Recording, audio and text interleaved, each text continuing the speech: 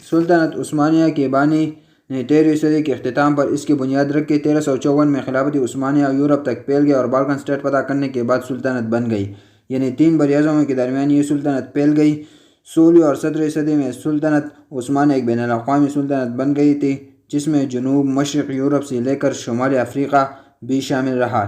یہ تعجب خیز بات نہیں کہ 17ویں صدی میں سلطنت عثمانیہ کے 32 صوبے تھے اور کئی پرنسلی اسٹیٹ اس کے اندر کام کر رہے تھے۔ یہ سلطنت مشرق اور مغربی یورپ کے درمیان 6 صدیوں تک مرکز رہا، حتیٰ کہ سلیمان دا میگنیفیسنٹ کے دور تک، مگر زوال کی وجہ سے یہ بالخصوص روسی مداخلت کی وجہ سے اس کی وحدت کا شیرازہ بھی کر گیا۔ ترکوں نے پچھلی جنگ عظیم میں جرمنی کا ساتھ دے کر اپنی موت کو خود دعوت دی، یعنی سینٹرل پاور کا حصہ بنا۔